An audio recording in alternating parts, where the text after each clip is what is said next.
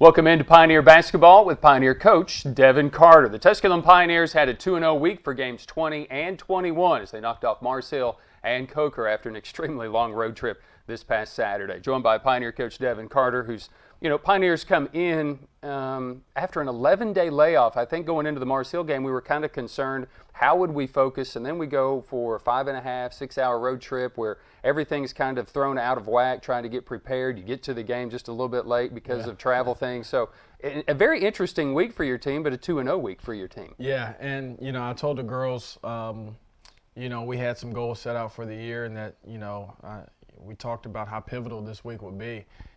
Coming off the flu bug that our entire team had, going into the Mars Hill game, you didn't know what you were going to get because, we weren't able to condition like we really wanted to. And then, obviously Mars Hill plays a unique style where they usually play like 5 guards. And so now your post players are kind of not in the mix. And so it was a very unique situation there. And very rarely do you get 11 days off during the season, so didn't know what we were going to get. I felt like we responded well, and then we get down to Coker, and like you said, had some travel issues, even though we went down the day before. Getting to the game late and just the whole traffic situation, it was just, very unique, but my assistants were freaking out, and I told them, man, don't worry about it. Like, you can't control it. And our trainer is like sitting there with her tape. She's ready to go so she can get everybody taped up, and, it all worked out. So very pleased about that. No question. All right, so game 20, game 21. Let's look at some of the highlights for Mars Hill first. A game in which, not since, 2012, maybe 2011, that this Pioneer basketball team has had that many games off. We didn't do very well. Went 0-2 during that stretch. So Mars Hill, a game in which you had, a lot of success there. I think you didn't come out the way you wanted to. They kind of dictated the pace early, but then you really settled in and had a very nice finish to the game. Yeah, I think that, it took us a little bit to get our legs under us. I mean, at the first few minutes, you got, players breathing hard and stuff like that, and you're like, wow. But one of those things where, we just had to settle in a little bit and get some stops. And I think once we got some stops and we were able to get out and run a little bit, we were able to kind of get that momentum swinging in our favor. And, it always helps when you're able to, have as many quick players on the floor as you can. So by them playing a lot of guards, we had a lot of guards on the floor as well, and that really helped our press and our denials and stuff like that. And you hit too. I think that was the other thing. You showed the inside game, and then that really kind of opened the outside game, which really kind of opened it up, especially from middle part of the first quarter to the half. You guys really executed probably as high as I've seen a lot this year. Yeah, and that was the thing. You're able to get some stops together, and then you're able to get up and down the floor. But then also, we have a different skill set on this team is, we're able to throw the ball inside a lot now. Right. So, we're able to finish around the rim, get some and ones, get to the free throw line. I forget what the 2 spurts were, but we always talk about having spurts in games. And whether it's 4-0 or 6-0 or 7-0, we were able to put together 2 big spurts in that first half, get some stops, and get out in transition and score. How about 23-0 against Mars Hill? That was the big one. We'll take it. But Mia Long was one of those players in this particular game, 10 of 11 from the floor. Game prior to that, which seemed to be a whole season ago, went 7 for 7, even though it was the loss. But she's obviously finishing at the rim very easily and did so against Mars Hill. Yeah, that early in the year, that's something she actually struggled with. And, she comes to extra work. She gets in a lot of pad work, finishing over the pad and stuff like that. And she's improved in that area immensely. And, she's a kid that, she's not happy, kind of where she was. And so she continued to work, and she's gotten better in that aspect. And Lord knows we need it because she gets in the paint so much. She draws so much attention. And, a lot of those shots that she would miss early are now turning into and ones and, kick outs to other teammates. So, credit to her, man. I mean, I've never seen a kid come as far as she has, as far as finishing. Usually when it comes to finishing, you either got it or you don't. Right. You can improve a little bit, but she's improved immensely, and definitely proud of her. Definitely need to get her to make finishing some of those and ones as well. Yeah. Callie Patterson, too, against Mars Hill. A 20-point game for her. She saw a lot of time at the point because you had a chance to rest Mia in that contest. And Callie shows how dangerous she can be as a shooter. Yeah, and, Callie can score the basketball. She's probably one of our most talented scorers because she can create her own shot. You know, she can create her own shot off the dribble. She can catch and shoot. And, you know, when she's clicking, it adds another element to our team. Obviously, everybody knows about Sid. Everybody knows about Mia. Everybody knows about Casey. Everybody knows about Kendria, you know, but Callie adds another element to us. And so, you know, with everybody on our team, your playing time is determined by your defense. Right. And so that's the big thing moving forward is that, you know, defensively, you know, she's got another step to go.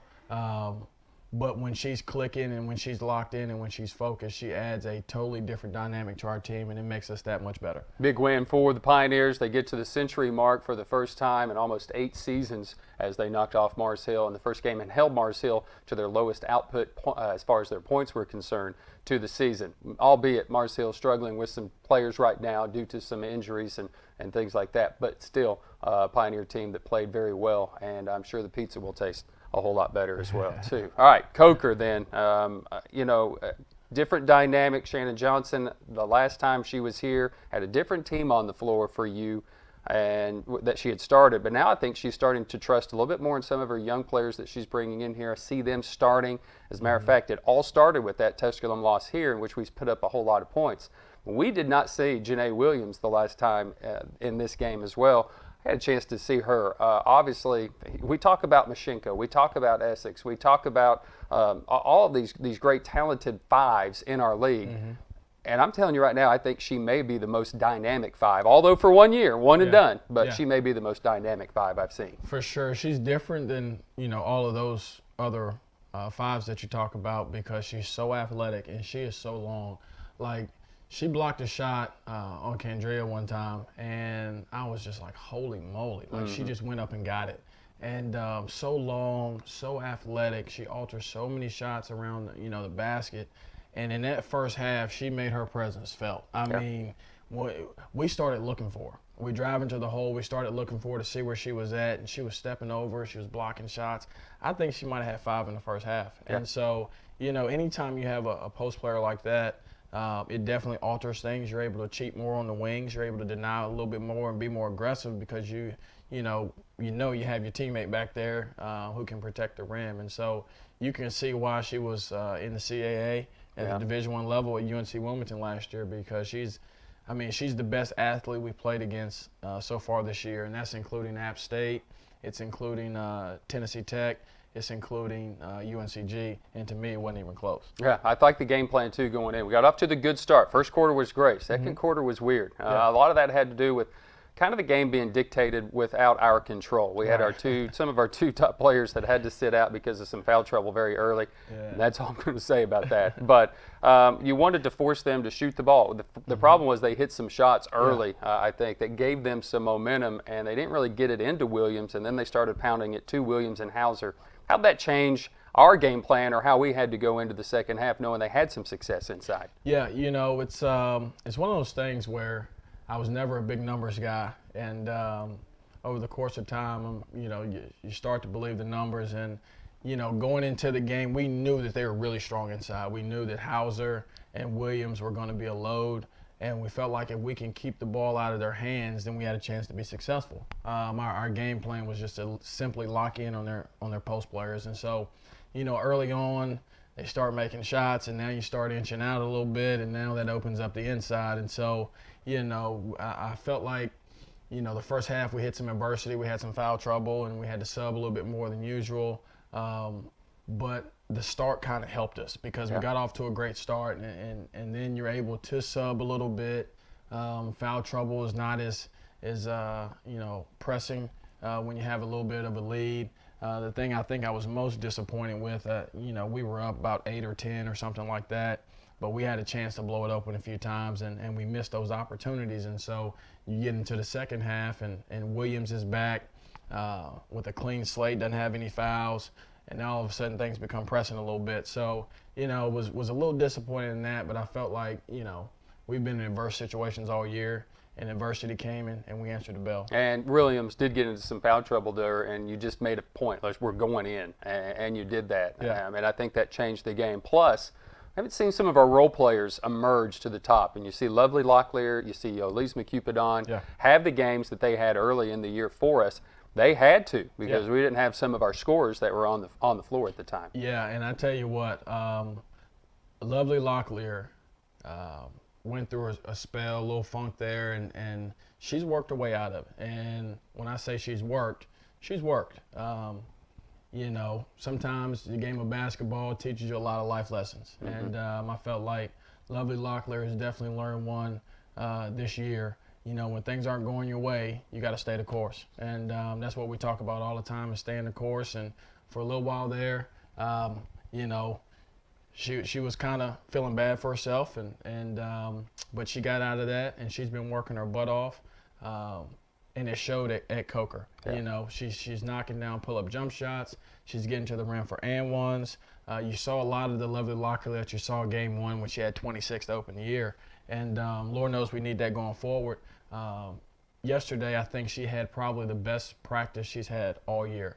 Yesterday in practice, she dominated practice. And I mean, when I say dominated, I mean nobody could guard her. Nobody could stay in front of her. She knocked down every shot just about that she took. And she was a one-man wrecking crew in practice yesterday. So, you know, hopefully we can have some of that moving forward. Elise McCupidon, I mean, sometimes I was in a timeout and we were, you know, talking about the play call, and we called this play, and I was just like, man, you know what, forget it. You know, we're giving the ball to Yo-Yo because when she gets downhill, she can finish around the rim, she can shoot free throws, she's really athletic, and she went on a spurt there by herself. Right. And, you know, it saved us. You know, I think we ended up winning the game by 18, but, you know, that spell when it was about 6 or something like that, Yo-Yo busted it to 12 just like that. Right. It's an interesting game, too. Duke played with 4 fouls against Williams, kind of shut her down the rest of the way.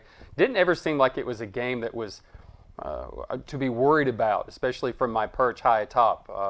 But it just seemed like they always had a play to stay in it for some reason. The first game this year that we have won, we have been out-rebounded too. Yeah. And I think that shows what Hauser and Williams did inside against us, especially in the second quarter. We didn't get those second chance opportunities that we have been able to get because we have been so good on the boards this year. Yeah, and you know what, like, you know, going off of last year, that was one of the things that we had to shore up this year was just our rebounding. And, you know, I was always told if you can defend and rebound, you have a chance to win games. And last year we weren't very good at it. This year we have been really good at it. And but that Coker game, talk about Williams and Hauser, they did a great job on the glass. But I felt like it was just a lot of 50-50 balls that we didn't get. It was a lot of tips. It was a lot of going for rebounds with one hand. Everybody wants to rebound it with one hand and slap it nowadays. But we got some balls knocked out of our hands. So obviously, you know what we did, what we worked on yesterday. And so we might as well have been playing football yesterday. Jerry Odom would have been proud because we hit and we hit some more and then we hit again. And we hit for a long time yesterday. And, you know, some people may think that it's the late in the year and you got to rest people and it's like fine-tuning a car. And so that's something that we have to shore up. And if there was one thing I was disappointed with, I was impressed with our grit. I was impressed with the way we responded to adversity. I was impressed with some players that stepped up in the game. But you can't get beat on the glass like that and expect to win a championship. So, you know, we got to be better in that aspect, and definitely a learning lesson because going down the stretch, you're going against teams that can all rebound the ball. So I'm glad we learned it on Saturday instead of down the stretch. All right, what it has done this week where we went 2-0 has put us back into the South Atlantic Conference tournament. It absolutely got us in for sure. Now we're hoping to be at home. It's the first time since Shanice Whitener's freshman year, 2012-13, that the Pioneers will be in the South Atlantic Conference tournament as they earned that bid. That was also the last time the Pioneers played for a championship.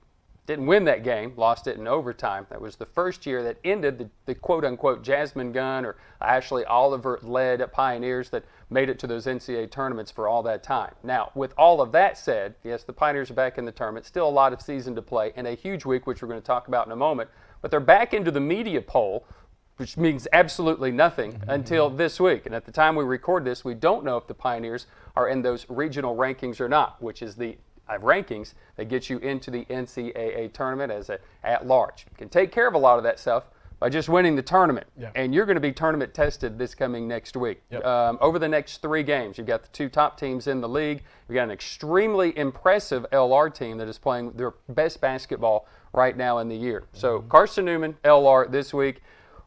What's it going to take to go 2-0? Well, you hit on it. You know, first we got Carson Newman on Wednesday. Obviously, I think they're the second or third highest scoring offense in the country, which is crazy because we're like a top 25 scoring offense, and they're outscoring us right now by like 18, 19 points a game. They can shoot it from every position. They're extremely athletic. They're tough. You know, they're just skilled all over the floor. But, you know, looking back on our first game, I think we shot a season low for percentage. We miss a lot of wide open shots, and, you know, you're not going to make every shot every game.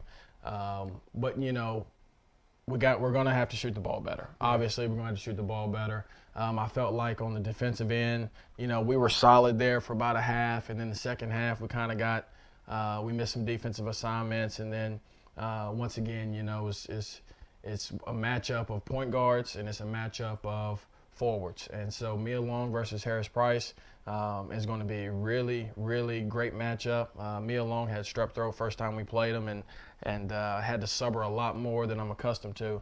And then you know, Michael Wester, Casey Johnson, and then Kendria Duke will be full speed as well. So I'm looking forward to it.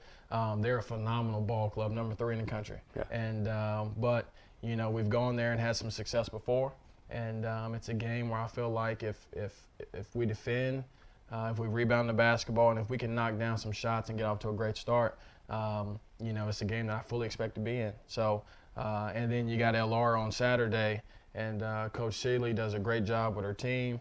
You know, you can tell that she's got those kids bought in. They play extremely hard. Their bench is always locked in, and just a gritty, tough team. They defend, and you know, the first time we played them, you know, we were fortunate because, you know, we got off to a great start. We had some things work out in our favor, but they didn't waver.